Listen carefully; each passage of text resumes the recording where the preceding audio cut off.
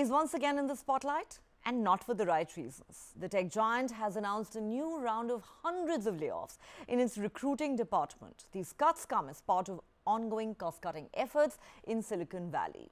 Google is a subsidiary of Alphabet, and this decision follows Alphabet's earlier move in January this year when the company eliminated 12,000 jobs, accounting for about 6% of its workforce.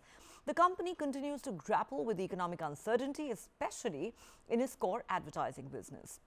During Google's July earnings call, CEO Sundar Pichai had said the company was continuing to slow its expense growth and pace of hiring.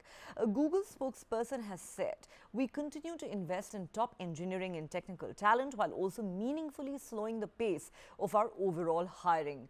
While it's not clear how many employees will be impacted, this time around, Google has emphasized that this move is not part of broader layoffs, and those affected will receive severance offers and other benefits.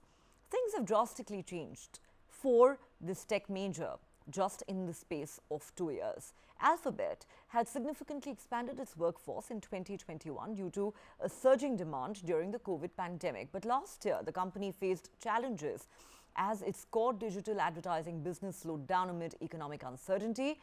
This year, Alphabet has been actively focusing on cost-cutting measures to stabilize its business.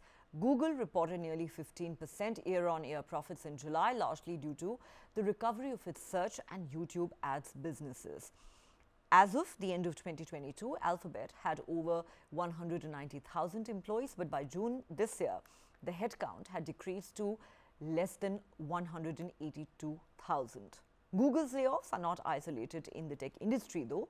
Other major players, including Meta, Microsoft, and T-Mobile, have also made substantial job cuts this year in response to economic challenges. Meanwhile, in another significant development, the US government has accused Google of paying out $10 billion annually to Apple and other firms, alleging it's a strategy to maintain a monopoly in online search.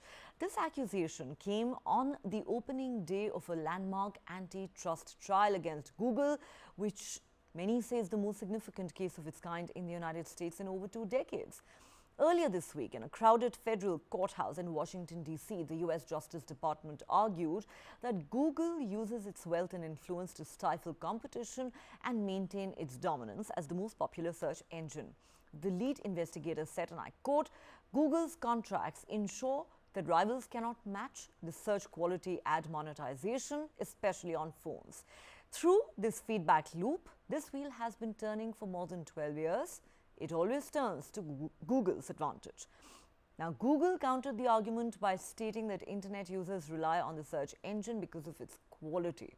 Critics have long expressed concerns over monopolies in the tech industry, where a handful of giant companies, including Google, control much of the market, with their influence stretching from popular platforms to data acquisition and devices.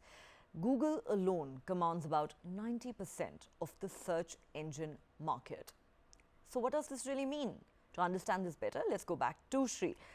Shri, there are a couple of things here. Of course, the layoffs at Google continue, which certainly is bad news for its employees and for the tech industry in general. But more significantly, let's talk about this antitrust trial that is taking place. Would you agree with those who say that this is probably the most significant antitrust trial that's happened in the US in the last few decades, and why is it so significant? That Google has a monopoly is really not in question. But why do you think this trial is so significant? What outcome could it possibly have?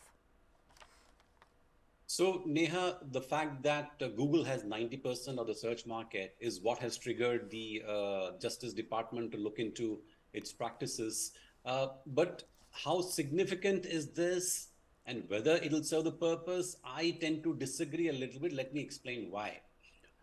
The timing of the antitrust case against Google, I think, is a little off. If this case had been brought by, let's say, the Justice Department 5 years ago, or even 7 years ago, or a decade ago, it would have made a lot of sense. But now we are at a time when generative AI is fundamentally reshaping the search business itself. Now you have Google scrambling to come up with Bard as its own answer to OpenAI's Chat GPT, because the nature of query itself is changing, Neha. For example, if you wanted to make, let's say, a margarita, you'd Google for a margarita recipe, right? You'll probably get 10 pages or 3 pages or whatever, and then you'll go through everything and then pick the best. Now, on generative AI, on OpenAI Chat GPT, you can simply ask the Chat GPT engine to give you a recipe. Similarly, if I'm researching for an article or a story, I would, in the traditional search, I would go download a bunch of information, collate everything, and write, finally write something.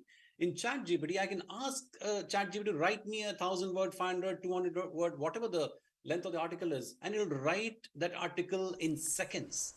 So this is the fundamental shift which is happening. So I don't know how relevant, Justice Department's argument that Google is hogging the search market is going to remain relevant, given that the search market itself is rapidly changing.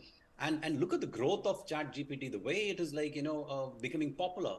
3.5 model is available to everyone free of cost, but the Chat GPT 4.0, which is the most sophisticated one, which has far more data sets, and it's far smarter and faster also.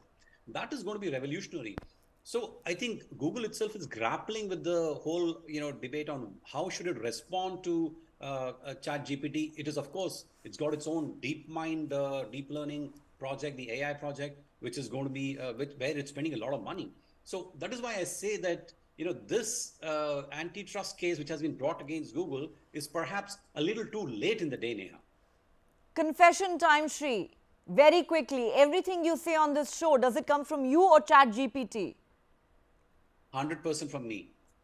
Okay, I trust you on that. Thank you for the clarification.